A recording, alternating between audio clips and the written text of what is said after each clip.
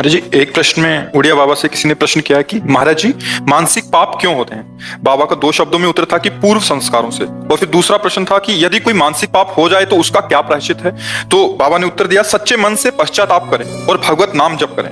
भगवान के नाम जप में अचिंत्य शक्ति है, इससे अनंत जन्मों के पाप विध्वंस हो जाते हैं। नाम में जितने पापों को जलाने की शक्ति है उतने पाप मनुष्य एक जीवन में कर ही नहीं सकता, बाबा का उत्तर था। अब इसमें क्या है कि मानसिक का जो पाप होता है वो मन की मलिनता होती है। जैसे भक्तों का मन भगवान का ही चिंतन करेगा, उनके रूप की, उनकी लीला की, उनके नाम की, उनकी बातों का।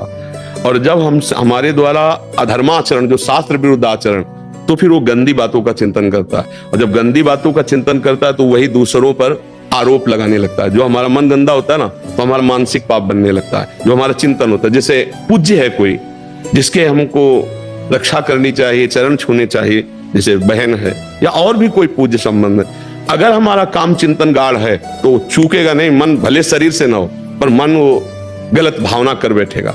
ऐसे ही बहुत लाखों मानसिक पाप होते हैं। आप देखो ना, जिस मन में भजन नहीं होता वो करता क्या है? राग द्वेष का चिंतन करता है, नाना प्रकार के लाखों पाप, तभी मलिनता भरती चली जाती है। पर कलयुग का एक प्रताप है, कलिकर एक पुनीत प्रतापा, मानस पुण्य होए नहीं पापा। अगर मानसिक पाप का दंड मिलता तो हमारी दुर्गति पक्की थी। पर कलयुग में चूंकि मलिन हृदय अधिक होंगे, इसलिए सिद्धांत बना दिया गया कि जब तक शरीर से पाप नहीं होगा तब तक मानसिक पाप का दंड उसे नहीं दिया जाएगा। अगर कहीं मानसिक पाप का दंड होता तो बहुत बड़ा लगता।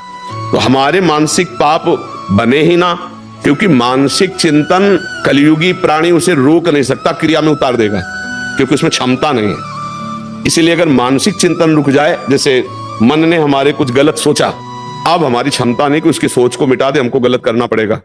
वो हमको विवश कर देगा, वो हमें पागल बना देगा। कोआ मदांधो मदना तो रोवा, जहां कामना प्रबल हुई तो आदमी पागल हो जाता है। बाद में खुद सोचता है, ग्लानि करता है, यार मुझे नहीं करना चाहिए, ऐसा क्यों हो गया? वो जो कामना जागृत हुई, अब वो कामना संकल्प बन गई तो क्रिया करा के रहेगी। अगर केवल स्फुरणा हुई, शांत हो गई तो बच गए।